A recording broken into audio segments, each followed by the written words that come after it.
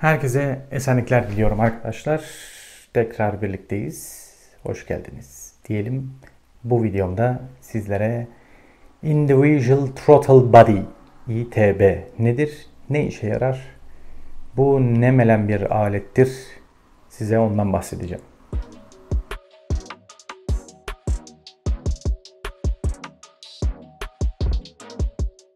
ITB veya Türkçesiyle borazan diye anılıyor. Aslında Individual Throttle Body'nin tam kelime anlamıyla, yani sözlük anlamıyla karşılığı bireysel, bağımsız vücut kelebeği. Yani kelebek kütüğü diyelim. Bağımsız, her pistona birer kelebek konması gibi. Mesela I4 bir blok düşünelim. Yani sıralı 4 silindir. Her silindirin yanma odasına birer tane kelebek taktığınızı düşünün. Gaz kelebeğinden bahsediyorum bu arada. Her yanma odasına bir kelebek ne anlama geliyor? Daha çok güç demek. Aslında daha çok güç demekten ziyade daha verimli yanma diyelim. Daha verimli yanma dolayısıyla güç demek oluyor. Hava yakıt karışımını yanma odasına hava yakıtla birlikte karışarak girdiğinde, yani gaz kelebeğinden içeri emme manifolduna, emme manifoldundan boynuzlarla yanma odasının tam girişinde enjektörlerle yakıtla karışıp yanma odasına basıldığında bir hava yakıt karışımı elde ediyoruz ve bunu yanma emme zamanında hava yakıtı alıp sonra sıkıştırma zamanı ve patlama zamanında daha çok güç elde ediyor oluyoruz eğer her yanma odasına ayrı bir gaz kelebeği takarsak. Emme manifoldunun içerisinde yanma güzel karışmıyor mu? Yani emme manifoldunun içerisinde hava ile yakıt güzel karışmıyor mu? Şöyle ki karışmıyor. Güzel yönlendirmeler gerekiyor. Şimdi gaz kelebeğinden girdi. 4 tane boğazımız var. 4 silindirli bir motordan bahsediyorum. Hava giriyor. Yanma odalarına giden yollara geliyor. İçerideki tasarımla alakalı bir şekilde hava kanalize oluyor. İçeride bir türbülans oluyor. Sonra yanma odasına giderken illaki farklılıklar oluyor. Bunu AFR, Air Fuel Ration, AFR saatiyle ölçebiliyoruz. AFR ile de bu işi çözebiliyoruz. Saçmalıkları görebiliyor yazıcılar, yani mapper'lar. Neyse, şimdi throttle olayına geri döneyim. 4 tane silindirli bir arabamızın, 4 silindirli yatay I4 gaz kelebeğinden aldık. Emme manifoldumuz plastik, döküm neyse. Çünkü genelde döküm olmuyor. Fabrikasyon, yani Ekotekler, ne bileyim yeni THP'ler. Tamam, o şimdi turbo bir araba ama neyse, oraya girmeyeyim. Corsa, eski GSI'lar veya şu Fiesta ST'ler, atmosferik olarak arabalardan bahsedeyim. Genelde plastik emme manifolduna sahip. 106 GTI de aynı şekilde. K serisi öyle değil genelde. Onlar döküm. 306 GTI'nin de döküm. Şimdi ne kadar döküm olsa da dökümün bir dezavantajı var. Bloktan aldığı ısı bizim alacağımız havayı ısıtmış oluyor.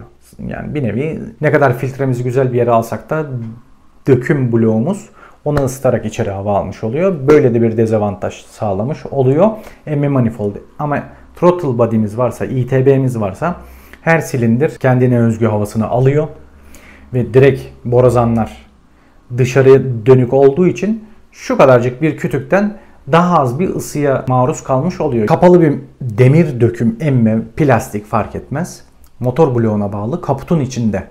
Filtre borusu bir yerlere gidiyor. Orijinal sistem farın oraya ya da sisin oraya, radyatörün yanında, radyatör panelinin oralarda bir yerde hava alması için fabrikasyon bir sistemi var. Veya siz uzattınız, sisten çıkarttınız falan filan. Oradan aldığı havayı çok güzel getiriyor gaz kelebeğine. Gaz kelebeğinden içeri girdiği an bu hava ısınmaya başlıyor. Çünkü döküm bir yerdesiniz. Zaten de bir anda diye havayı aldığı gitti ya, o ayrı bir hikaye ama yani löp diye alıp gittiği halde borazanı taktığınızda arabanızda sadece borazanla en kötü hiç yazılımsız taksanız bile beygir alabiliyorsunuz. Şimdi diyeceksiniz 8-9 beygire bu kadar şey gerek var mı? Ne yapalım, bu da işte atmosferik araba. Biz de böyle bir sevdaya tutulmuşuz. Ama şöyle bir güzelliği var. Şimdi atmosferik arabada, yani doğal atmosfer basıncıyla havayı emen bir arabada güç üretmek, yani modifikasyon açısından çok daha zahmetli ve çok daha pahalı. Şimdi ITB'yi alacaksınız. Şu anki kurlardan hiç bahsetmiyorum, o konulara girmeyeyim. Yani aldınız diyelim 10 birim ITB'yi. Aldınız, taktınız. ITB'den sonra bir yazılım lazım.